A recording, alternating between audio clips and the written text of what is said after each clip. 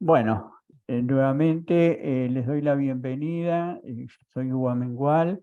Estamos en el marco del programa de prácticas profesionales que llevamos adelante en 3P, en telepsicología. Es un programa de entrenamiento para profesionales en terapia cognitiva comportamental, que tiene, digamos, como base o como eje un programa de práctica clínica. Trabajamos con una red de, de- de pacientes de toda Latinoamérica. Es una red que la realizamos el servicio en forma gratuita. Ahora después yo, cuando empiece la charla del licenciado Herrera, que hoy va a tocar un tema muy importante vinculado al abordaje del estrés postraumático de la perspectiva de la teoría comportamental, cognitivo-comportamental.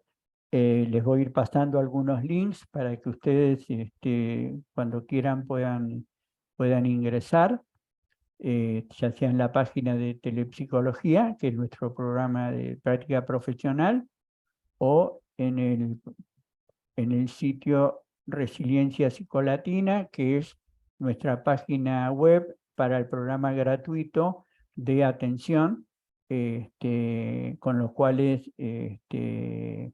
brindamos la posibilidad a quien necesita realizar un tratamiento en forma gratuita. Y bueno, dentro de este programa, los colegas que hacen el programa de entrenamiento práctico eh, abordan a estos pacientes a lo largo de un programa que es totalmente supervisado, que eso es lo que ofrece este programa, ¿no? Básicamente es la práctica con una supervisión permanente, lo que le da una utilidad especial, porque bueno, el programa tiene una duración de 9 meses para los que quieren hacer todo el entrenamiento, y los que quieren hacer algunos meses también lo pueden hacer de la misma forma, dado que el eje es la práctica clínica supervisada en la modalidad telepsicológica, ¿no? Es decir, trabajamos desde la perspectiva del abordaje por Internet. Así que bueno, sin más, y para no demorar más a nuestro conferencista, docente en telepsicología, el licenciado Diego Maximiliano Herrera, los dejo con él como para que inicie su ponencia. Diego, Bueno, gracias. muchas gracias. Sí, gracias Hugo. Los saludo a todos y a todas. Gracias por formar parte y por estar en esta clase, que es muy interesante porque justamente tiene que ver con el voluntariado y con lo que más nos encontramos frecuentemente hoy en la clínica, en pandemia y post-pandemia, que es sintomatología de estrés postraumático, de estrés agudo, fatiga por compasión, desgaste por empatía, sobre todo en los terapeutas. Así que bueno, vamos a hacer una recorrida rápida de lo que es el trastorno de estrés postraumático y el tratamiento de exposición prolongada, que es el tratamiento conductual con más evidencia empírica hasta el momento de eficacia, ¿sí? Es importante tener en cuenta esto, que hay muchos profesionales de la salud mental y de la salud en general que en esta pandemia, bueno, todos nos hemos visto atravesados por, por exposiciones sistemáticas, aversivas y hostiles, no solamente de los relatos de nuestros pacientes, sino también de la misma situación que hemos estado viviendo, por lo cual tenemos autores como Figley que han investigado el trastorno de estrés postraumático secundario, el trastorno de estrés postraumático vicario, la fatiga por compasión, y bueno, es muy importante tener en cuenta el autocuidado en este tiempo de los mismos profesionales de la salud. Así que bueno, vamos a hacer una recorrida por este programa de tratamiento que la verdad que es muy interesante. Y vamos a comparar también con otro tipo de terapias.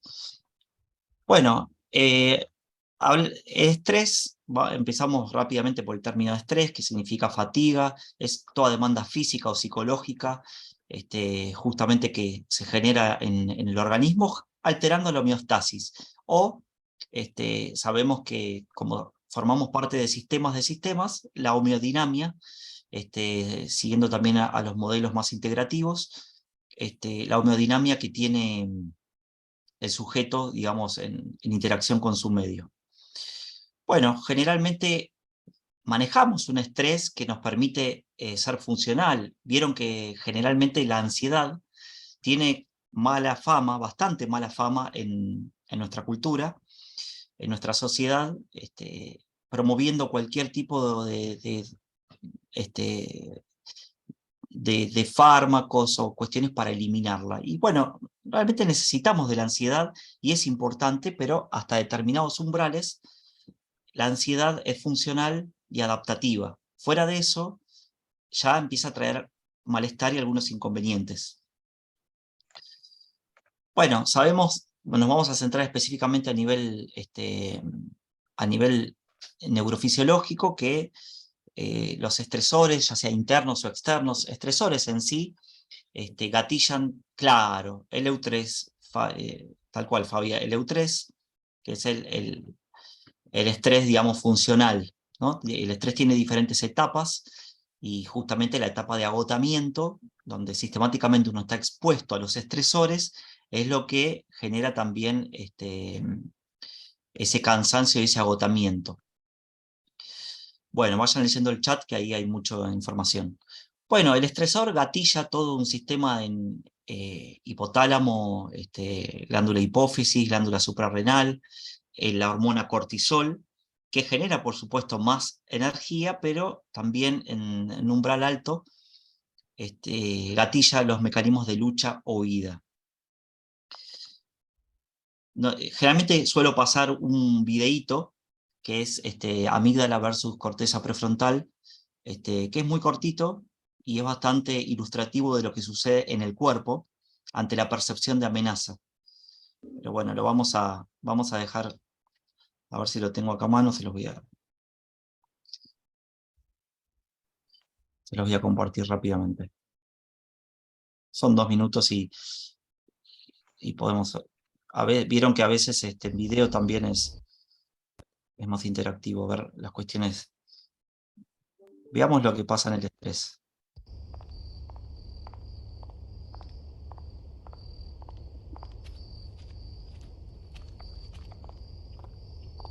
Nuestros cerebros tienen la capacidad de recordar todo lo que afecta directamente a nuestra supervivencia.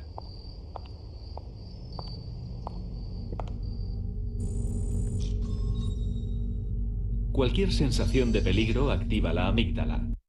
Fíjense que dice sensación de peligro, no dice peligro real. Sensación de peligro.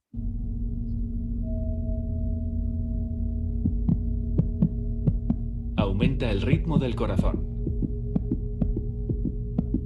La glándula adrenal, situada encima del riñón, recibe una señal del tálamo que induce la secreción de una hormona llamada adrenalina, que a su vez incrementa la velocidad del corazón.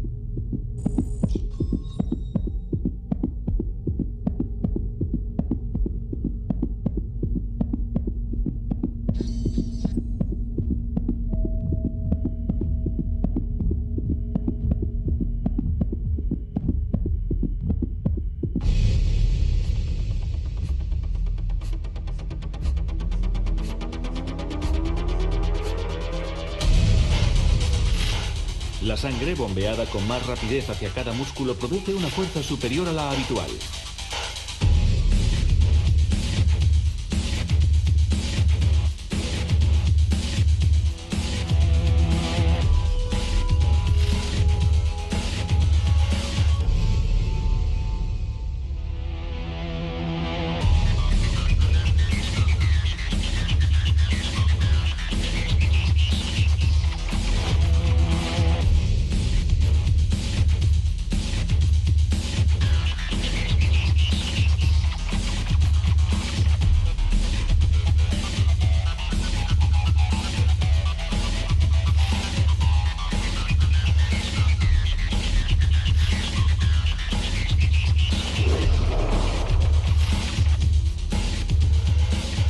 A esta reacción se la conoce como de lucha o huida. Esta nueva e inesperada fuerza que se genera en situaciones peligrosas forma parte de nuestro instinto de supervivencia.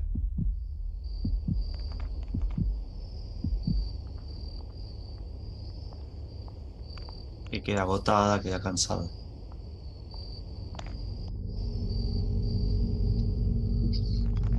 Volvamos a empezar.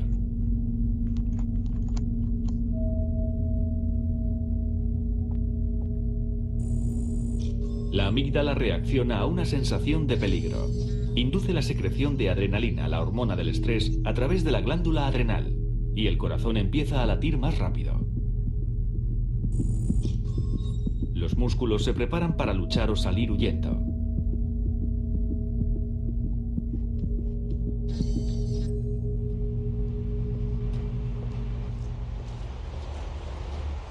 John. Al percibir la amígdala el peligro, la primera reacción será la de correr. El lóbulo frontal valora la situación. Es nuestro instinto de supervivencia. Ah, pero si eres tú. La amígdala, que percibe el peligro, y el lóbulo frontal, que valora la situación, desempeñan una función primordial en el instinto de supervivencia. Bueno, ahí estamos. Hay cuestiones del estrés que las voy a pasar como para adentrarnos en lo que tiene que ver el tratamiento de exposición prolongada, pero bueno, hay mucha bibliografía sobre el tema de ansiedad. Hay otros seminarios que van a estar en el canal que los pueden ver también en relación a la ansiedad. Bueno, lo que sabemos que no hay específicamente eventos traumáticos, sino que justamente como algunas personas desarrollan estrés postraumático y otras personas no, justamente es el modelo diátesis-estrés, es decir, los recursos de afrontamiento y la percepción de la situación, lo que en esa ecuación se precipitaría para desarrollar un estrés postraumático.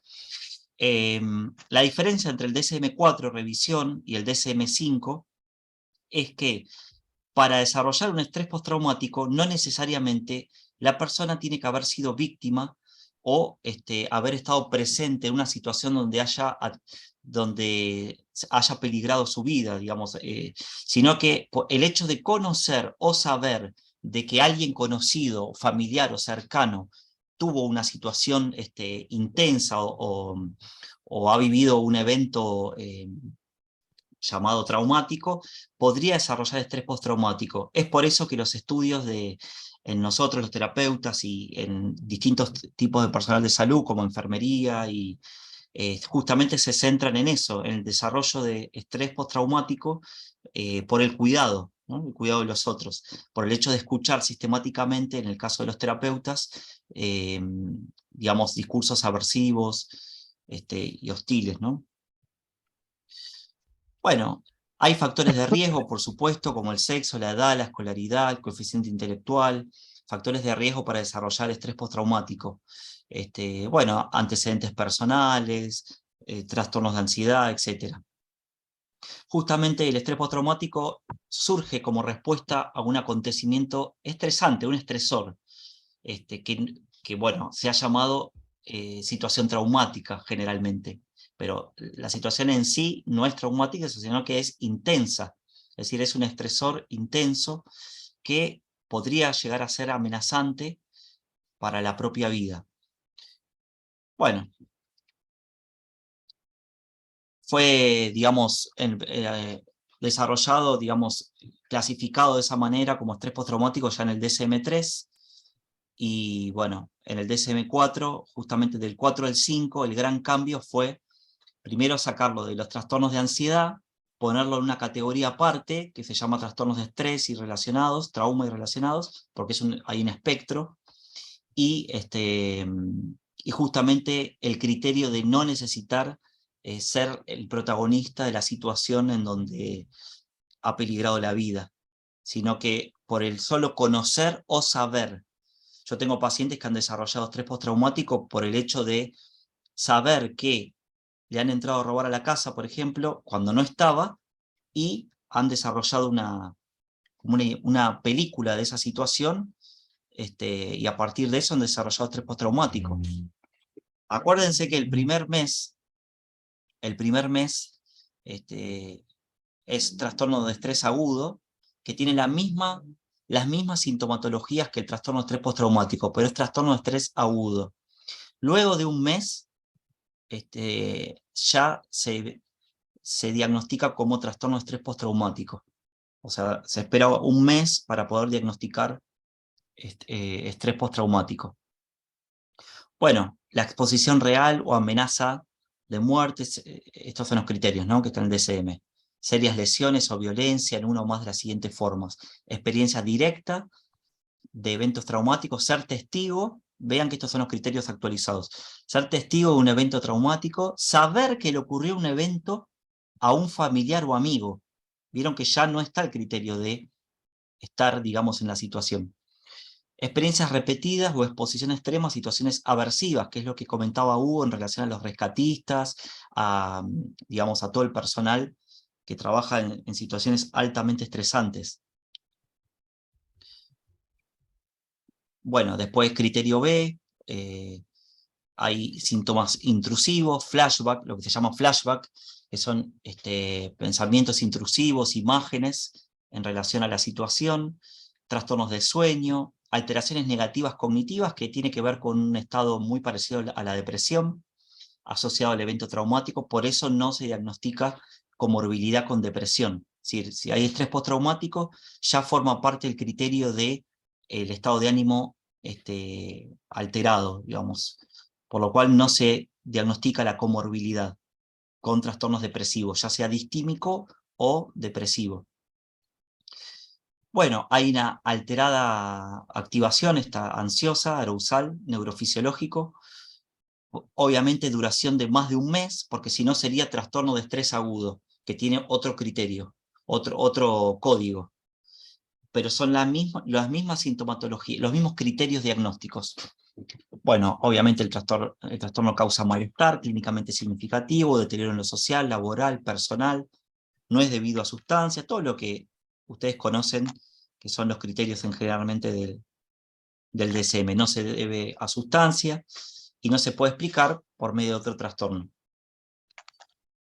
Bueno, a nivel de estrés postraumático sabemos que hay alteraciones del sistema simpático, en el eje hipotálamo-hipófiso suprarrenal, como vieron, el sistema opiáceo, sistema GABAérgico, el GABA, que es el principal sistema depresor del sistema nervioso.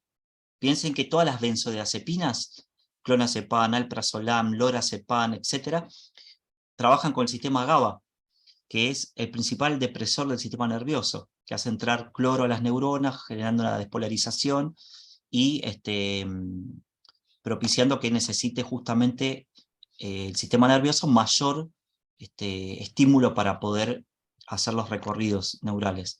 El sistema glutamatérgico, que es el glutamato, es uno de los principales también neurotransmisores activadores, sistema serotoninérgico, que regula ansiedad y ánimo, dopaminérgico también, activador, y lo que se ha visto en las últimas investigaciones en relación al trauma, es una reducción, esto es una correlación, una reducción del hipocampo. Vieron que está el sistema límbico bien interno, al lado de la amígdala, el hipocampo donde se almacenan las memorias emocionales, episódicas, y esta reducción del volumen del hipocampo está asociada con muerte neuronal y con justamente post-evento, lo que podría llegar a explicar algunos olvidos y amnesia post-evento. Justamente lo que hacen los antidepresivos en el hipocampo es neurogénesis. Es decir, que en el hipocampo específicamente cualquier IRS, inhibidor selectivo de recaptación de serotonina, genera nuevas neuronas. Justamente con la psicoterapia, la idea es conectar de manera adaptativa y funcional. Pero se cree que por eso también es la pérdida de memoria que en muchos casos sucede en el estrés postraumático. No siempre, pero es un criterio. Bueno, guías de tratamiento. ¿Qué vamos a usar? ¿Qué vamos a aplicar en estrés postraumático? Tenemos las guías NICE de Inglaterra y tenemos las guías APA estadounidenses que nos dicen qué tipo de terapia utilizar a nivel mundial, es decir, qué consenso hay justamente para no aplicar la terapia que a uno le guste como terapeuta. Uno tiene que aplicar la terapia que mostró mayor eficacia, es decir, en diferentes poblaciones, efectividad, que puede ser aplicable fácilmente, y eficiencia, menor costo y mayor beneficio para el paciente o la paciente. Y tenemos dos guías que tienen los metaanálisis más grandes, como son las guías NICE y las guías APA. Ahí uno puede ir y puede ver qué tratamiento hay, APA División 12, les recomiendo esta página, donde ustedes pueden buscar, miren, por diagnóstico, por tipo de terapia, qué evidencia hay justamente para ese tipo de terapia, y, digamos desde el nivel de evidencia, desde el más fuerte al menor, y aplicar la terapia, bueno, que sea la que corresponda. Acá, por ejemplo, ven que pueden usar nuestro amigo traductor de Google, que nos acompaña en todas las charlas. A ver. Ahí está, recursos, ¿ven? Tratamientos psicológicos. Esta es la división 12, la que ha creado el DSM también, ¿eh? Ven que pueden buscar, explorar por lista de tratamientos, por diagnóstico o por estudios de caso único o pocos casos. Obviamente que van a ser prácticas de menor de evidencia controversial. Vamos a buscar por diagnóstico. Vamos a pedir a nuestro... Ahí está, Google. Acá tienen los diagnósticos. Y vamos a ir, por ejemplo, trastorno de estrés postraumático. Acá tenemos cuáles son los tratamientos psicológicos recomendados. Terapia de procesamiento cognitivo para el trastorno de estrés postraumático. La de Claribeck, por ejemplo, estado fuerte de investigación, fuerte apoyo. Si entramos, acá, ustedes van a ver que justamente es fuerte, modesto o controversial. ¿Sí? La premisa básica del tratamiento, cuál es la esencia de la terapia y aproximadamente el tiempo. Y recursos para descargar, gratuitos. ¿Sí? Tienen todos los manuales.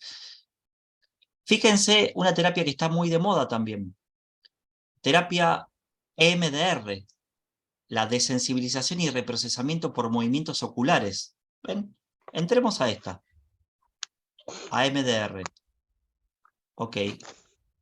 Van a encontrar que tanto en las guías NICE como en APA, aquí, la evidencia es controversial. Es decir, que acá van a decir que es un tema extremadamente controvertido, dada la evidencia empírica, y que también es controvertido el núcleo teórico que la sustenta. Porque si bien ha mostrado algún tipo de eficacia, los estudios todavía son pocos y no hay consenso sobre el funcionamiento de por qué funciona el EMDR. Se sabe que funciona, pero faltan más estudios todavía. Tenemos, por ejemplo, por mencionarle algunos, a ver, fíjense, terapia centrada en el presente, terapia de exposición prolongada. Esta es la que vamos a ver nosotros. Terapia de exposición prolongada, que es una de las más sencillas y más eficaces. Ven que después ya tienen acá apoyo modesto, terapia de resolución acelerada, bueno, inoculación del estrés también. Bueno, por otro lado, miren esta, terapia centrada en el presente. ¿Qué les suena centrada en el presente?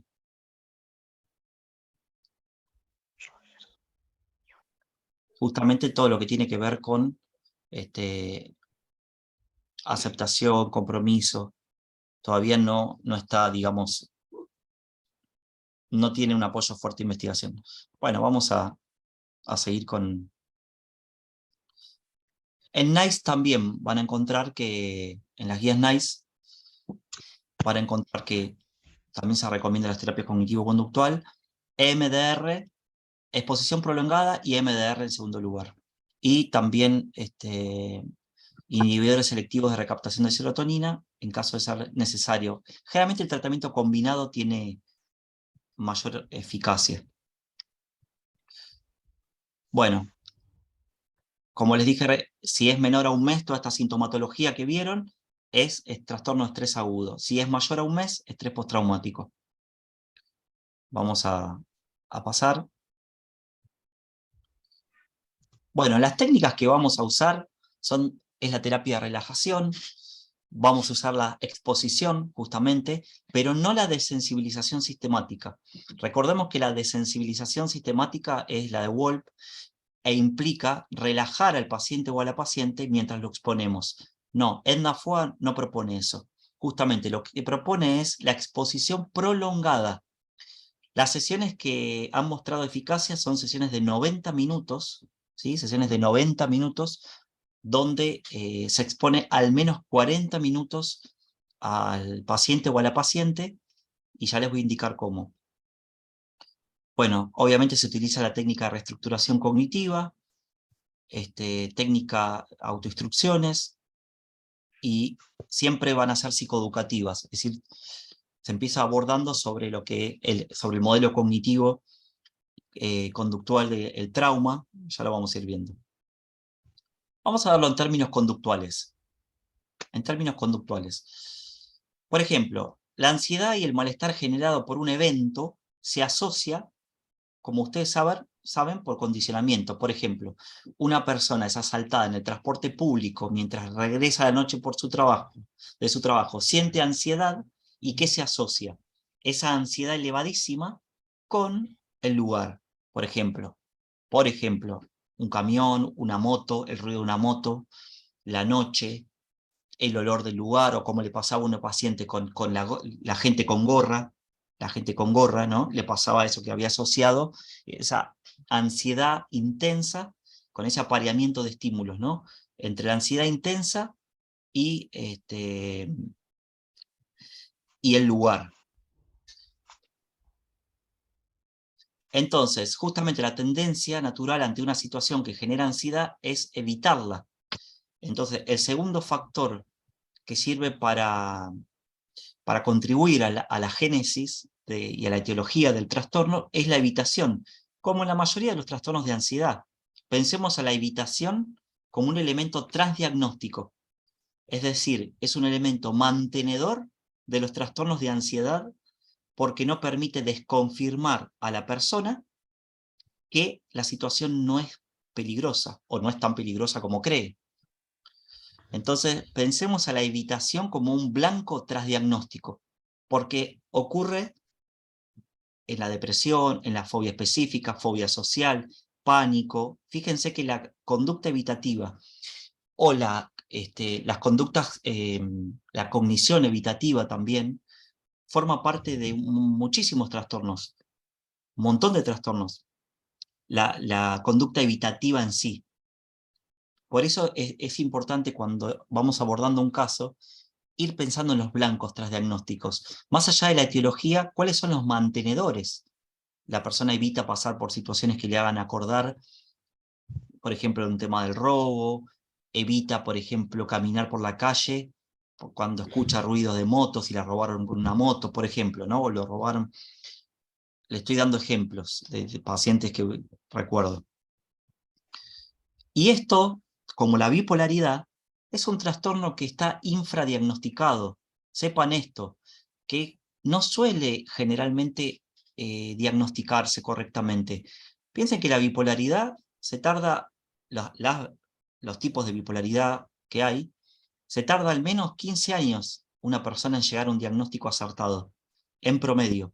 Y el estrés postraumático también se tarda mucho. Entonces se trata a la persona por pánico, se trata por ansiedad generalizada, pero no en la base, que es el estrés postraumático, que puede durar años, toda la vida si no se trata. Pensémoslo en términos cognitivos, que es la idea también de utilizar la tecnología conductual de la exposición, y también en términos cognitivos. Edna Foa, justamente, que es también quien ha realizado el manual para el tratamiento del TOC, de exposición y prevención de respuesta, es excelente eso. Edna Foa propone que cuando una persona experimenta un trauma, se asocian los estímulos con las respuestas y una interpretación unida todo a una red que le llama estructura de miedo. Estructura de miedo, que queda desconectada de otros esquemas. Bueno, esto es lo que obviamente es una teoría esquemática, como todas las teorías son modelos, es un modelo cognitivo, pero que incluye en los esquemas la reacción fisiológica, emocional, cognitiva, conductual y atencional también. Atención, la atención que es otro elemento trasdiagnóstico, que fíjense que en diferentes trastornos o problemáticas la atención está alterada. En el TEPT, en el trastorno estrés-postraumático, la atención está hacia los flashbacks, situaciones del contexto que confirmen los esquemas de peligrosidad, por ejemplo, ruidos en la noche, sombras, personas, etc. La atención en los trastornos fóbicos, por ejemplo, bueno, la fobia específica al objeto fóbico, en la ansiedad social hacia la fisiología interoceptiva, y hacia el rostro de otras personas interpretadas como muy críticos, por ejemplo. En la depresión la atención está hacia recuerdos del pasado, generalmente negativos. Fíjense que la atención es una función cognitiva que está sesgada en diferentes trastornos. Por eso también se puede pensar como una clave, un elemento trasdiagnóstico de abordaje,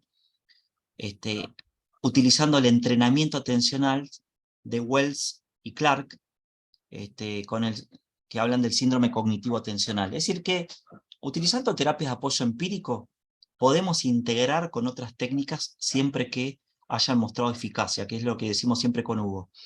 La terapia integrativa cognitivo-conductual tiene que ver con integrar técnicas que hayan mostrado evidencia empírica de acuerdo a la necesidad del paciente o la paciente.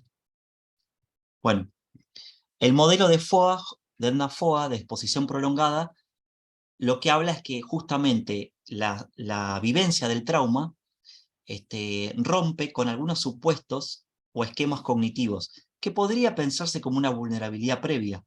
Creer que el mundo es seguro, que los eventos son predecibles y controlables, que los eventos extremadamente negativos nunca le van a pasar a la propia persona, y que la propia persona podría enfrentar cualquier evento que suceda. Son creencias nucleares que podrían ser incluso tomadas como vulnerabilidad a desarrollar un estrés postraumático, como otras vulnerabilidades, por ejemplo, otros trastornos de ansiedad, familiares que tengan otros trastornos de ansiedad, susceptibilidad a la ansiedad, ¿no? Como dice Barlow, es la vulnerabilidad a la ansiedad. Entonces, FOA lo que propone es que la constante evitación de estímulos, situaciones, pensamientos, sintomatología fisiológica, lo que hace es bloquea, siguiendo a Piaget, el proceso de asimilación y acomodación. ¿Ven cómo uno va integrando diferentes autores que han mostrado, digamos, en la investigación cognitiva, que pueden aportarnos para poder trabajar? La idea de la estructura de miedo que propone FOA es una estructura esquemática de esquemas que no se pueden integrar a la estructura cognoscitiva, y justamente se evita. Los pensamientos automáticos que suelen haber en un estrés postraumático, frecuentemente, lo que pasó fue por mi culpa, por ejemplo, ¿no? No puedo soportar sentirme así, cualquier cosa terrible me puede pasar en cualquier momento, me puedo morir en cualquier momento, siempre me pasan cosas malas, por ejemplo. Y hay esquemas desadaptativos o disfuncionales, como que el mundo es peligroso, el mundo es inseguro, no se puede confiar en nadie, soy una persona vulnerable, no puedo cuidarme, que obviamente nosotros como terapeutas los inferimos y los trabajamos a través del registro de los pensamientos automáticos. Es decir, a través de los pensamientos automáticos podemos inferir cuáles son las creencias nucleares y comunicárselas al paciente o a la paciente, confirmar o desconfirmar. Y ahí es donde tenemos que trabajar justamente. Bueno, vamos a ver la exposición prolongada en sí. Cualquier cosa, claro, claro, sí, sí, son rasgos paranoides. Por eso hay que tener en cuenta, hay que tratarlo esto, Fabia, como vos comentás, para que no también pueda propiciar o ser de vulnerabilidad a un trastorno de personalidad. Pensemos que el 50% de todas las personas que tienen trastorno de personalidad, el 50% o más van a tener trastorno de personalidad límite, o antiguamente llamado borderline. Trastorno de personalidad límite. Y de ese 50% o más que tiene trastorno de personalidad límite, más del 70% ha tenido situaciones aversivas o estrés postraumático cumplido criterio. Ha tenido como historias difíciles. Es decir, que los eventos están asociados con una mayor vulnerabilidad a desarrollar trastorno de personalidad, más allá del estrés postraumático. Bien, el protocolo de cognitivo-conductual de Clary Beck, traducción 2012, en Manual de Trastornos de Ansiedad, habla de la psicoeducación. Hay que hablar de la psicoeducación de la ansiedad y el TEP, es decir, informar al paciente o a la paciente de qué se trata la ansiedad normal, como vimos hace un ratito, la respuesta fisiológica, qué implica en el cuerpo, porque a veces la persona malinterpreta, generalmente, en los trastornos de ansiedad se malinterpretan los síntomas fisiológicos. Es decir, en el pánico se cree que va a haber un infarto, en el trastorno de ansiedad por enfermedad o ex hipocondría, la persona piensa que va a tener ante una sensación, va a tener un tipo de tumor o cáncer. En el trastorno de ansiedad social se piensa que la sintomatología hará humillar y vergonzar a la persona. Bueno, así los síntomas son malinterpretados, así como en el pánico el ataque cardíaco inminente, en el TOC justamente al haber fusión con el pensamiento y acción, también justamente se malinterpretan esa ansiedad como una confirmación de la veracidad de las intrusiones. Bueno, como tercera fase del tratamiento va a ser la exposición a los estímulos ansiógenos, que van a ser las memorias del trauma, por un lado, y por otro lado, las situaciones evitadas. Vamos a trabajar con reestructuración cognitiva y prevención de recaídas. Ahora vamos a ver un poco esto. El modelo de diátesis-estrés, que es lo que yo les decía anteriormente, yo lo saqué de un libro, justamente los esquemas de personalidad, como dijo la colega, tanto sociotrópicos o autonómicos, que tengan que ver más con, por ejemplo, más de tipo satisfacción a través de logros o a través de relaciones interpersonales, y esquemas que tengan que ver con la creencia de la peligrosidad del mundo ante la ecuación de vivir un suceso vital negativo, el estresor. Esta diátesis cognitiva se va a gatillar un estrés postraumático. Depende justamente de la percepción de afrontamiento y la percepción del estrés. Esto va a llevar a tener pensamientos automáticos, los pensamientos automáticos que hablábamos, y las distorsiones cognitivas que planteaba Beck en su primer libro de terapia cognitiva para la depresión, las distorsiones cognitivas que llevan a un sesgo en el procesamiento de la información. Bueno, esto es cómo fue evolucionando el concepto de TEP, de estrés postraumático, a lo largo de los años. Fíjense que en el DSM-3, recién en el año 1980, se habla de trastorno de estrés postraumático. Ya en el DSM-4 habla del estrés como agente causal. En cambio el DSM-5, es lo que yo les decía, no se necesita ya no se habla del estrés como agente causal, sino que habla de grupos de síntomas. la reexperimentación de lo que es la vivencia. Las personas pueden presentar sueños, imaginan el suceso o tienen flashback, imágenes intrusivas, pensamientos en relación a la vivencia, siempre y cuando no eviten. Porque si evitan, la persona evita, no va a tener, estos síntomas van a estar disminuidos. Justamente la evitación es algo que por refuerzo negativo mantiene la problemática. ¿Por qué refuerzo negativo? Refuerzo negativo porque lo que se refuerza al evitar es la conducta de evitación. Y negativo porque se quita el estímulo aversivo, que es todo aquello que rememora la vivencia o el trauma. Esa calma que genera la evitación genera que la conducta se aprenda. Bueno, se evita cualquier cosa relacionada con el suceso traumático, hay una hiperactivación autonómica, sistema nervioso autónomo, y hay alteraciones negativas que tienen que ver con el ánimo también, y con pensamientos negativos, etc. Entonces, tenemos el evento traumático, la reacción al evento, la reexperimentación, que suele suceder, la evitación para que no haya reexperimentación justamente, la hiperactivación autonómica y las alteraciones negativas persistentes, que es lo que en la clínica nos puede llegar y parecer como una distimia severa o trastorno depresivo persistente o un trastorno depresivo, pero tenemos que indagar si hay flashback. Es importante porque puede haber de base un estrés postraumático en esas alteraciones negativas. Bueno, justamente el hecho de observar un daño grave o muerte no natural de otra persona, por ejemplo, la visión inesperada, los sucesos traumáticos que le puedan suceder a otra persona, también ser víctima o ver serlo, puede también ser considerado, digamos, de vulnerabilidad, desarrollar un estrés postraumático. Todo aquello que es percibido que amenaza a la integridad.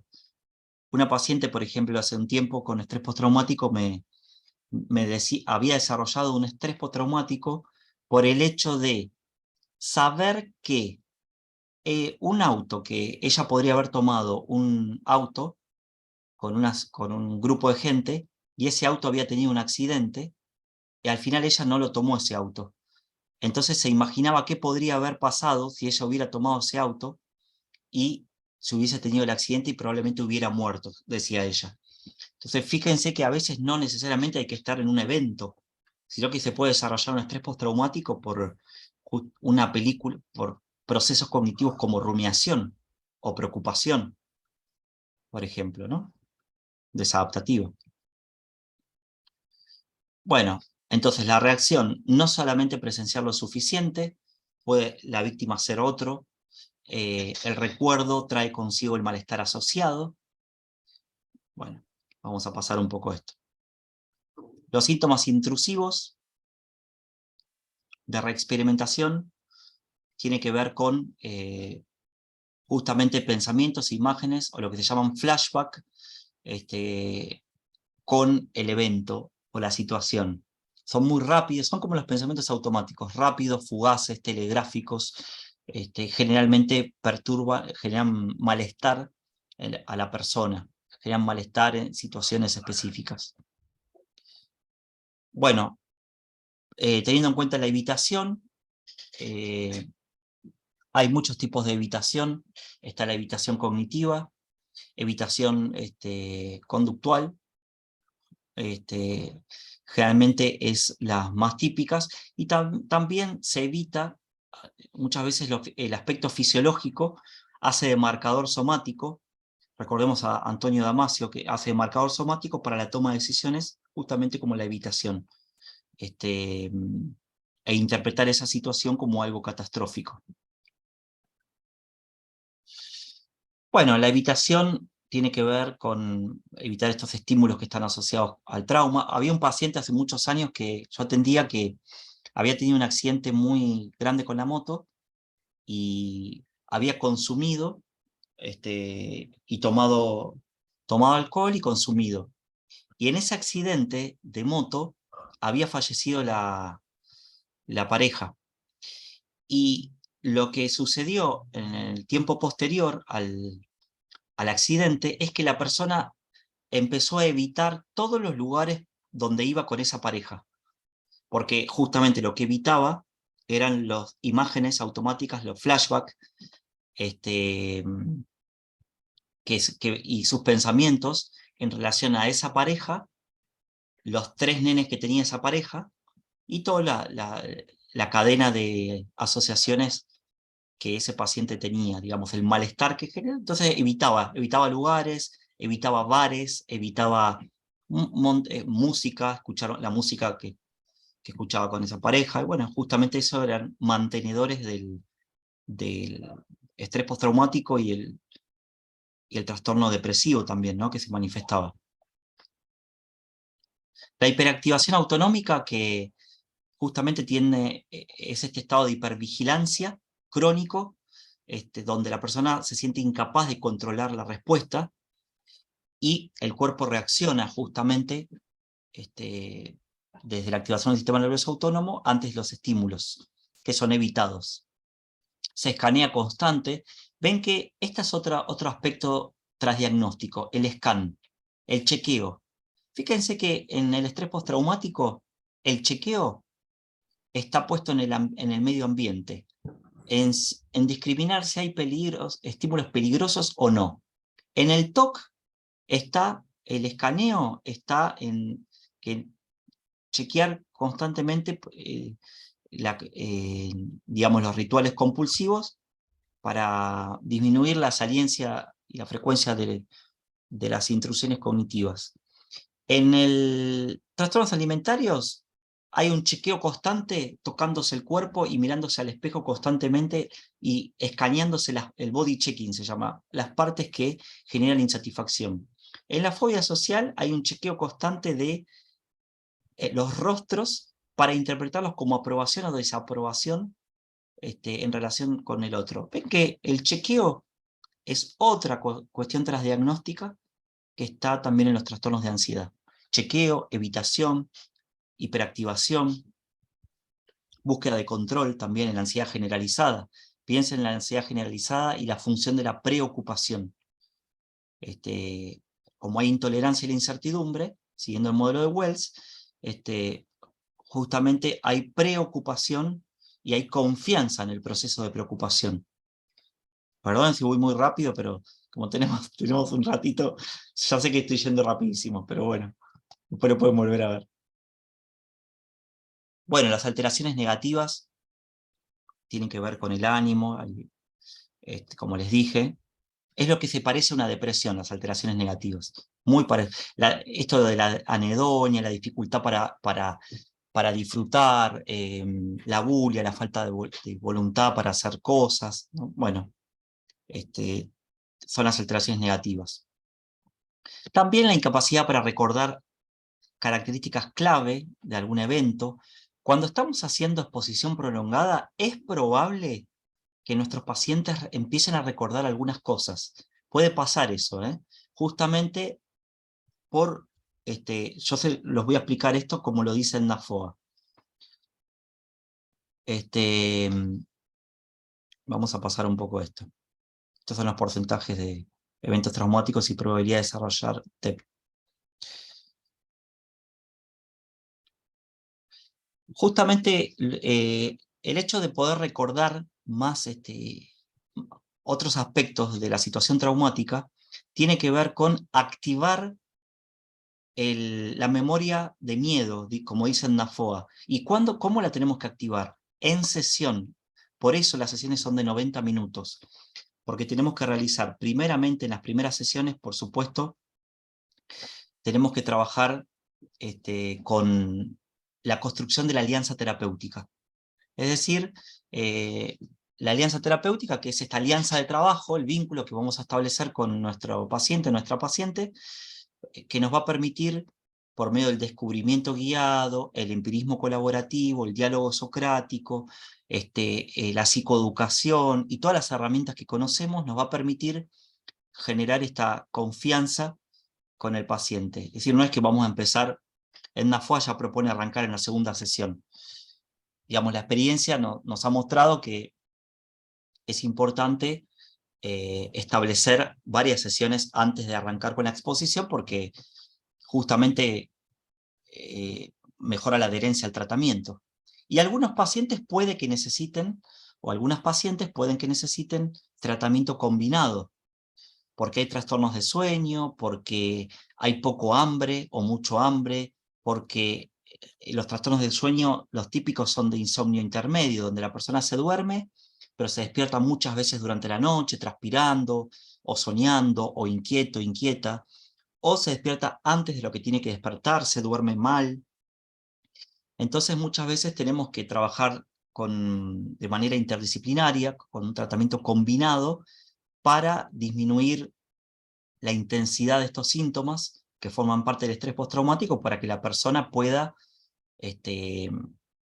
continuar con una vida medianamente funcional, ¿no? Porque bueno, si bien esto es bastante incapacitante, la idea es justamente acompañar.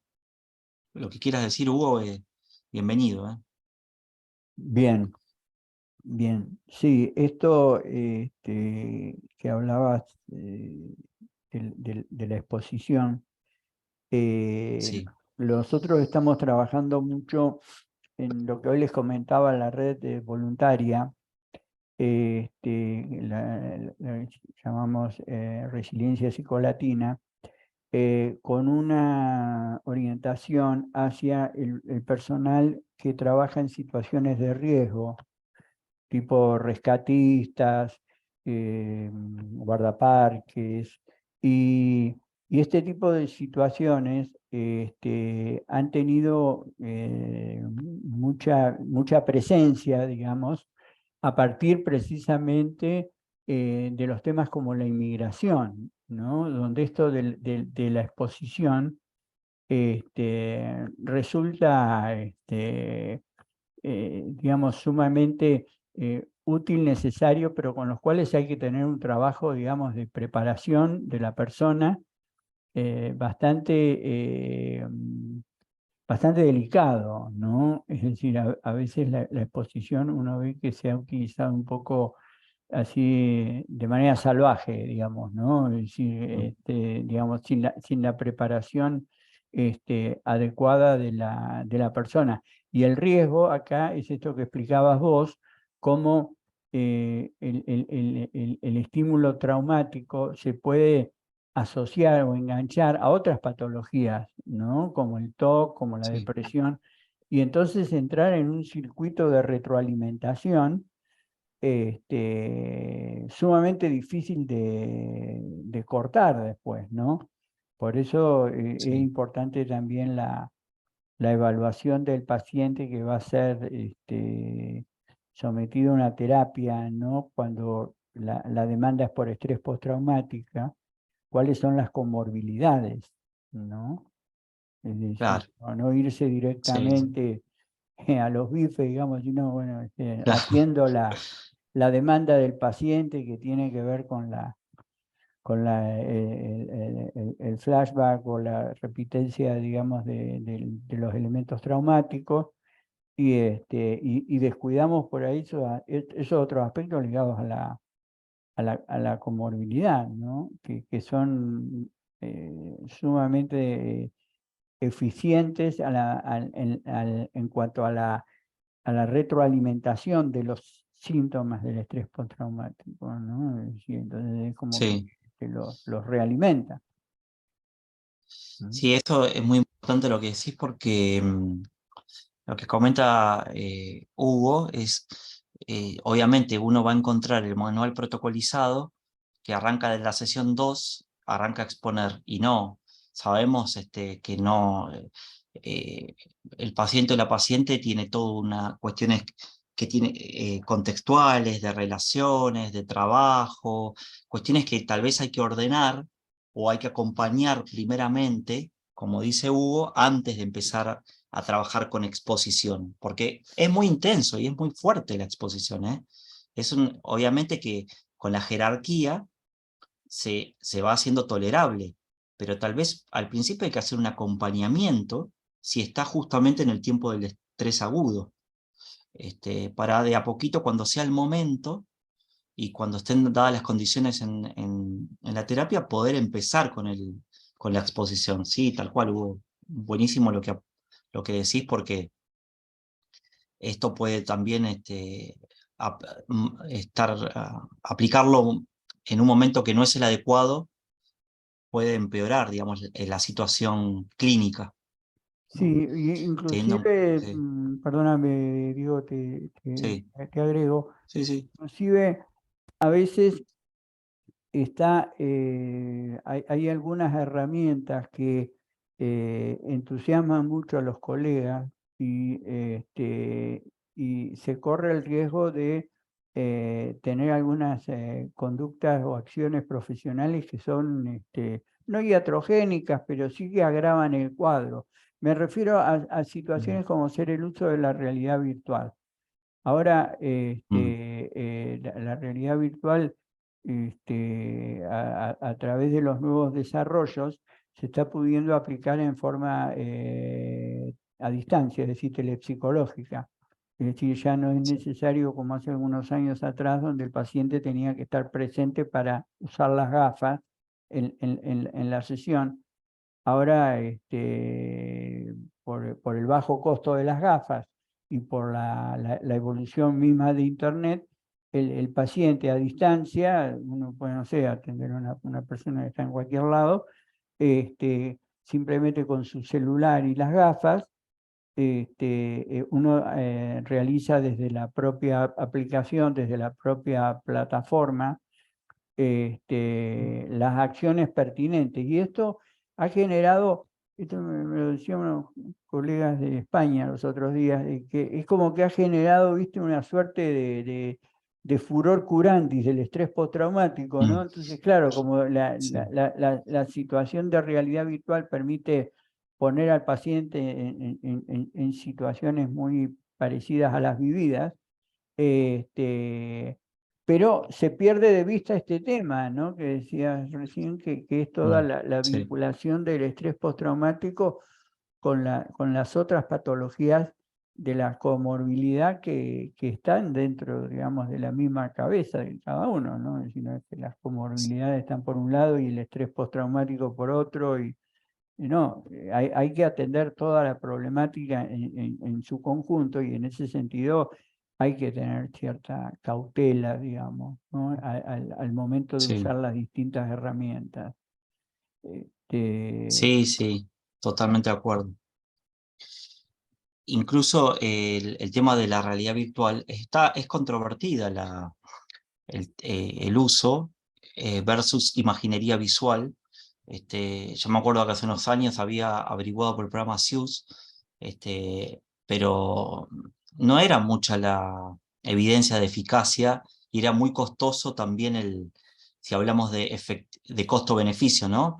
Muy costoso adquirir el software, la cantidad de las sesiones compradas. Por eso,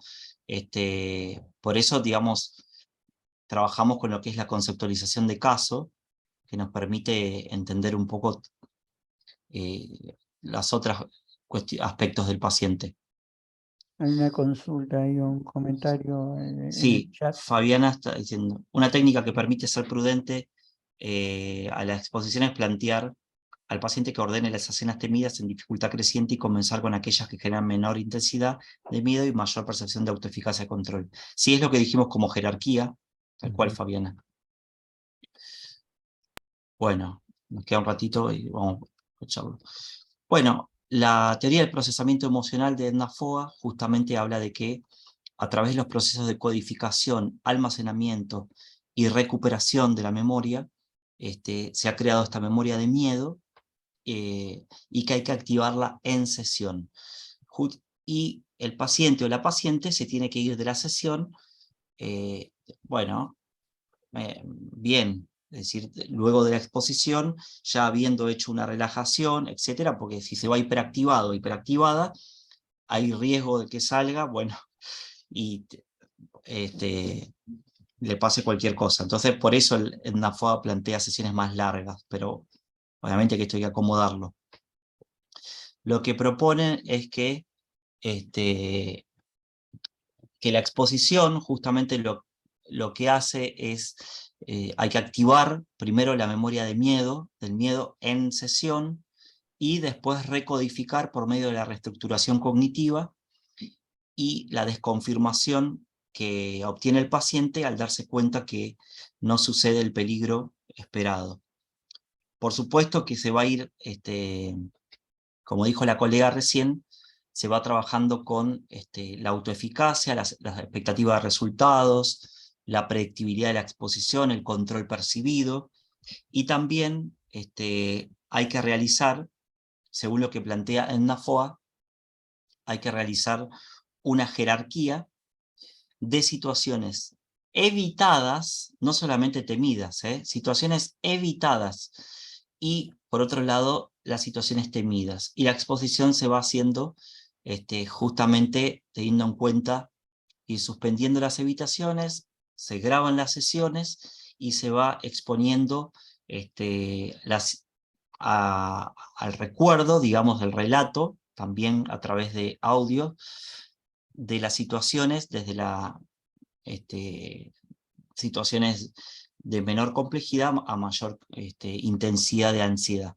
Bueno, hicimos una repasada rápida porque tenemos como muchas cosas para compartirles, pero van a encontrar ahí en los links que les dejó Hugo, van a encontrar que cada 15 días estas clases, los seminarios los subimos al canal, y así van a tener el de pánico, que fue el de hace 15 días atrás, van a tener el de aceptación y compromiso, van a tener el próximo es el de DBT. En 15 días vamos a ver DBT. Obviamente un pantallazo rápido, pero bueno, la idea es justamente acercar el modelo a los colegas y que conozcan también el programa, ¿sí? El programa de práctica profesional. No sé, Hugo, si querés comentar algo más. No, por mi O si parte, estamos. agradecer a todos los que han participado hoy y especialmente a vos, Diego, siempre tan No, por favor. predispuesto a colaborar en esta difusión de todos estos temas que, como vos decías recién, si bien pueden ser temas que ameritan cursos enteros, el Sí. hecho de presentarlos así en un tiempo corto no deja de ser una ilustración para el que quiera profundizar luego en ellos. Así que nuevamente gracias, Diego.